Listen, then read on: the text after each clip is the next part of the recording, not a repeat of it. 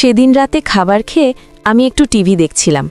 অঞ্জনের ঘরের দিকে উঁকি দিয়ে দেখলাম ও ল্যাপটপে মনোযোগ দিয়ে কাজ করছে।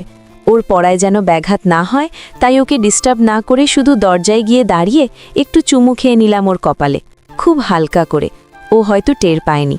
তারপর নিঃশব্দে ডাইনিং রুমে চলে এসে মোবাইল হাতে নিয়ে শুয়ে পড়লাম। সেই নিস্তব্ধ রাতে নিজের ভাবনায় ডুবে গেলাম। খাটের ওপর শুয়ে শুয়ে মোবাইলের স্ক্রিনে আঙুল বলতে বলতে হঠাৎ মনটা কেমন যেন উড়ে গেল অনেক বছর পিছনে। কিভাবে যে আমার ছোট ভাইয়ের সঙ্গে এত গভীর, এত নিঃস্বার্থ এক সম্পর্ক গড়ে উঠল সেটা ভাবলে আজও নিজেই বিস্মিত হই। এই সম্পর্কটা শুধু চাওয়া পাওয়ার খাতায় লেখা নয়, বরং নিঃস্বার্থ ভালোবাসার এক মায়াবী জাল। আজও চোখ বন্ধ করলে মনে পড়ে সেই সময়টা যখন আমি কলেজের ফাইনাল ইয়ারে পড়ি আর অঞ্জন সবেমাত্র মাধ্যমিক পাশ করেছে। ও ছিল তখন একেবারে ছোট, বোকা বোকা চোখ, হাসতে ভালোবাসে, আর আমার কথা শুনতে গেলে যেন পৃথিবী ভুলে থাকে। সেই সময় আমার একটা বয়ফ্রেন্ড ছিল, যদিও তার সঙ্গে তেমন কিছুই গড়ে ওঠেনি, কিন্তু হঠাৎ করেই সে বলল সে আর সম্পর্ক চালাতে চায় না। কারণটা আজও অজানা, হয়তো সময়ের ফাঁকে ভালোবাসা হারিয়ে গেল কোথায়। ব্রেকআপের পর আমি ভেঙে পড়লাম, মনটা ভীষণ খারাপ লাগছিল। একদিন সন্ধ্যায় নিজের ঘরে বসে একা একা কান্না করছিলাম। বাইরে তখন ধীরে ধীরে অন্ধকার নামছে। হঠাৎ দরজার কাছে পায়ের শব্দ পেলাম। অঞ্জন এসে দাঁড়িয়েছে, চোখে উদ্বেগ। সে ভয় পেয়ে গেল আমায় দেখে। আমার চোখে জল দেখে ওর নিজের চোখ ছলছল করে উঠল। কাছে এসে জিজ্ঞেস করল, দিদি ঠিক আছিস তো? কি হয়েছে, কেন কাঁদছিস? আমি মুচকি হেসে বললাম, কিছু না, তুই চলে যা, ঘুমিয়ে পড়। কিন্তু ও যে আমার জেদি ছোট ভাই, বারবার জোর করাতে একসময় আমি ওকে সব খুলে বললাম ওই বলেছে আর সম্পর্ক চায় না, আমার কষ্ট হচ্ছে। অঞ্জন অনেকক্ষণ চুপ করে শুনল, তারপর বলল, কিছু হবে না দিদি, তুই দেখিস সব ঠিক হয়ে যাবে। ওই ছেলের জন্য এত কষ্ট পাওয়ার দরকার নেই, তুই অনেক ভালো, ওই বুঝতে পারেনি। ওর কথায় একটু হলেও শান্তি পেলাম। তারপরও বলল, আয় না, আজ বিকেলে শপিংয়ে যাই, মনটা একটু চনমনে হোক। ওর চোখ তখন আনন্দে চকচক করল, কিন্তু ও তৎক্ষণাৎ বলল, যেতে পারি যদি তুই ট্রিট দিস। আমি হেসে বললাম, এই ছেলেটা এত খায় অথচ একটুও মোটা হয় না, দেখতে দেখতে কি মজার। ও আমার কথা শুনে লজ্জায় একটু ঘাড় কাত করল, তারপর আমাকে ভেঙাতে লাগলো। বলল, তোর তো এখনো অনেক কিছু করার বাকি, জীবন শেষ হয়ে যায়নি, কাঁদিস না প্লিজ। আমি ওর দিকে তাকিয়ে মনে মনে ভাবলাম, পাগল একটা। সন্ধে হলেই আমরা বেরিয়ে পড়লাম। ওর হাত ধরে শপিং মলে ঢুকতেই মনে হচ্ছিল যেন ফুরফুরে হাওয়া লেগেছে। আমি দুটো টপ নিলাম আর একটা জিন্স, ওর জন্য একটা টি শার্ট আর কিছু ছোটোখাটো জিনিস পছন্দ করতে বললাম। ও খুব যত্ন করে বেছে নিল একটা গাঢ় নীল টি শার্ট, যেটার গলায় খুব সাদামাটা ডিজাইন। আমার পছন্দের জিনিসগুলো ওকে দেখালাম। ও বলল, দারুণ লাগছে। তারপর বাইরে এসে আমরা খেতে বসলাম। খাওয়ার পর বাড়ি ফিরে ও আমার রুমে এসে একটা ছোট্ট প্যাকেট আমার হাতে ধরিয়ে দিল। আমি অবাক হয়ে খুলে দেখলাম একটা খুব সুন্দর চুড়ি, হালকা নীল পাথর বসানো, খুব সরু ও সূক্ষ্ম। এটা কি, কখন কিনলি তুই? আমি বিস্ময়ে জিজ্ঞাসা করলাম।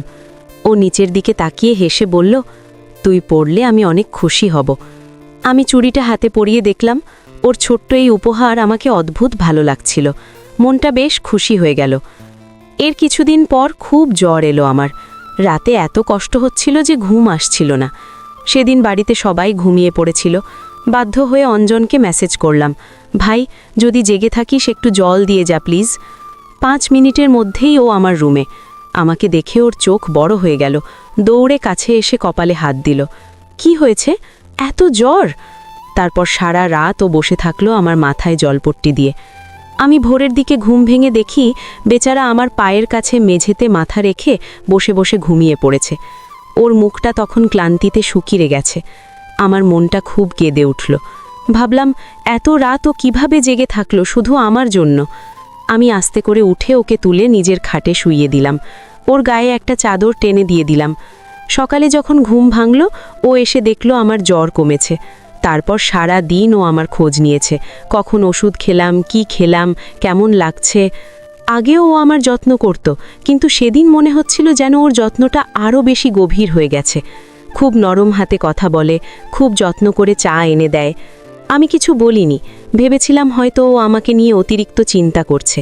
কিন্তু দিন যত যেতে লাগলো আমি একটা জিনিস স্পষ্ট বুঝতে পারছিলাম, ওর যত্নটা ধীরে ধীরে অন্যরকম হয়ে উঠছে। আগে যেমন ছিল এখন তার চেয়ে অনেক বেশি। মনে হচ্ছিল ও আমার অভিভাবকের মতো। কখনো আবার মনে হতো কোনো বয়ফ্রেন্ড যেন তার গার্লফ্রেন্ডকে শাসন করছে, ঠিক তেমন লাগছিল। ভালোও লাগছিল, আবার কেমন যেন আজব লাগছিল। এই নিয়ে প্রায় কয়েক সপ্তাহ কেটে গেল। একদিন রাতে বাথরুমে যাওয়ার সময় দেখলাম অঞ্জনের রুম থেকে অদ্ভুত একটা শব্দ আসছে। ডাক দিলাম, অঞ্জন? কোনো উত্তর নেই। চিন্তিত হয়ে দরজা ঠেলে ঢুকে দেখি ওর খুব বাজে জ্বর, কপাল লাল হয়ে আছে, ঠোঁট শুকিয়ে যাচ্ছে। আমি দৌড়ে গিয়ে ওর মাথার কাছে বসলাম, জলপট্টি দিয়ে দিলাম। ও তখন অর্ধচেতন অবস্থায় বলল, দিদি প্লিজ এভাবে আমায় ছেড়ে যাস না, আমি তোকে ছাড়া থাকতে পারবো না, তুই কেন বুঝিস না? আমি প্রথমে ওর কথা ঠিক বুঝতে পারিনি, ভেবেছিলাম জ্বরের বকে যাচ্ছে। কিন্তু তারপর যা বলল শুনে আমার মাথা ঘুরে গেল। ও বলল, আমি তোকে ভালোবাসি দিদি, নিজের থেকেও বেশি ভালোবাসি, তুই কেন এত কিছু বুঝিস না? সে সময় আমার হাত পা ঠান্ডা হয়ে গেল। কিছু বলার আগেই আমার চোখের সামনে ঘোর লাগছিল। আমি তখন শুধু ওর মাথায় জলপট্টি বদলাতে থাকলাম, কোনো কথা বলিনি। পরে আমার ঘরে চলে এলাম। সারা রাত ঘুম আসেনি। ভাবছিলাম সকালে ওর জ্বর কমলে এ নিয়ে কথা বলতেই হবে, এভাবে তো চলে না। সকালে ওকে দেখলাম অনেকটাই সুস্থ। মা বাবা অফিসে চলে যাওয়ার পর আমি ওকে ডেকে পাঠালাম। অঞ্জন, এদিকে আয়। ও ঢুকলো। আমি দরজা বন্ধ করে মুখটা গম্ভীর করে বললাম, গত রাতে তুই কী সব বলছিলি?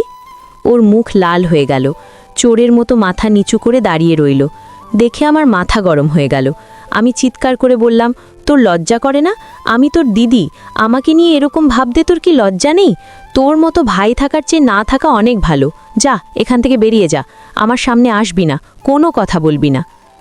আমার কথা শেষ হতে না হতেই দেখলাম ওর চোখ দিয়ে জল গড়িয়ে পড়ছে। ও ঘর থেকে বেরিয়ে গেল। তারপর প্রায় 2 সপ্তাহ আমাদের মধ্যে কোনো কথা হয়নি। ও এড়িয়ে চলতো আমাকে। এমনকি সেদিন ছোট মামা এলেন বাড়িতে। তিনি চুপি চুপি আমায় জিজ্ঞেস করলেন, অঞ্জনীর কিছু হয়েছে নাকি? ছেলেটার শরীর ভালো না, খেয়েও না বেশ কিছুদিন, বেশ দুর্বল দেখাচ্ছে।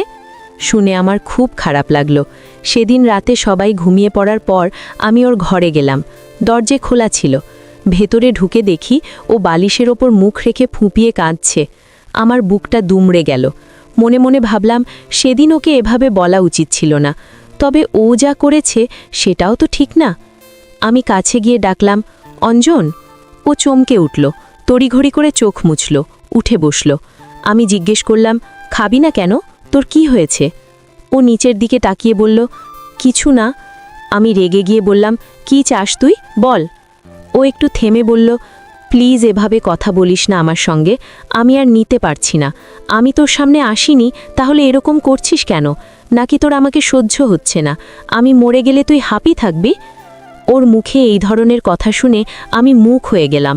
ওর কাছ থেকে এতটা আশা করিনি। ওকে বোঝানোর চেষ্টা করলাম, দেখ এভাবে হয় না, আমি তোর দিদি, তোর মাথা ঠিক আছে? এগুলো কি ভাবছিস আমাকে নিয়ে? তুই অনেক ভালো একজনকে পাবি যে তোকে সত্যিকারের সঙ্গ দেবে, সামনে রাখবে। ও মাথা নাড়িয়ে বলল, আমার কাউকে লাগবে না, আমি তোকে নিজের সবটুকু দিয়ে ভালোবাসি, প্লিজ আমায় ছেড়ে যাস না, তাহলে আমি পাগল হয়ে যাব। আমি যত বোঝাই ও ততই অন্যমনস্ক হয়ে যেত। ওর এক কথা, আমাকে ভালোবাসতে হবে না, কিন্তু থাকতে হবে। শেষমেশ আমি একটু কঠিন হয়ে বললাম, কি চাস তুই? আমাকে একা পেলে তোর সব মিটে যাবে, তাই না? যা, ইচ্ছে কর, আমি বাধা দেব না, চাপ নিস না, আমি এখনও কারোর সঙ্গে লাগাইনি, তোর জন্য ভালোই হবে। বলতে বলতে আমার চোখ ভিজে এসেছিল। সব বলার পর ওর দিকে তাকিয়ে বললাম, কি রে, বসে আছিস কেন? যা, কর কর। ও তখন উঠে গিয়ে একটা চাদর নিয়ে এলো, আমার গায়ে জড়িয়ে দিল। তারপর হঠাৎ আমাকে জড়িয়ে ধরে ফুঁপিয়ে কাঁদতে লাগলো। বলল, দেখ আমার তো এগুলো নিয়ে কিছু আসে যায় না, আমি তোকে মন থেকে ভালোবাসি। আমি তোর কোলে মাথা রেখে ঘুমাতে চাই, তোর কাঁধে মাথা রেখে আকাশ দেখতে চাই, তোর হাত ধরে গঙ্গার ধারে হাঁটতে চাই, কোনো প্রেমিক প্রেমিকার মতো। শুধু তুই আমার হাতটা ধরতে দে। আমি অবাক হয়ে গেলাম ওর পরিণত বয়সের চেয়েও গভীর এই আবেগ দেখে। কোনো কিছু ভাবার সময় পেলাম না। আমি ওকে জড়িয়ে ধরলাম। আমার এই হঠাৎ সাড়া পেয়ে ও প্রথমে থমকে গেল, তারপর আমার মুখের দিকে তাকালো। ওর চোখ তখনও ভেজা, কিন্তু তাকিয়ে আছে যেন কিছু বুঝতে পারছে না এখন কি হচ্ছে। ও ওর এই বোকা ভাব দেখে আমি হেসে ফেললাম। তারপর ধীরে ধীরে সব কিছু ওকে বুঝিয়ে দিলাম। ও তখন আমার কথা মতো কাজ করতে লাগলো। প্রায় আধ ঘন্টা ধরে আমরা খেললাম। আমার খুব ভালো লাগলো। বুঝতে পারলাম এই মানুষটা আমাকে মন থেকে ভালোবাসে, আমাকে শুধু ভালোবাসতেই চায়, বাকি সব কিছু ওর কাছে গৌণ। সেদিন থেকে আমাদের নিয়মিত খেলাধুলা শুরু হলো। প্রতিদিন না হয়েই নয়, একে অপরের খুব কাছের মানুষ হয়ে উঠলাম আমরা। বন্ধুরা, আজকের গল্পটি কেমন লাগলো কমেন্ট করে জানিও। আর বলছি টাটা, বাই বাই।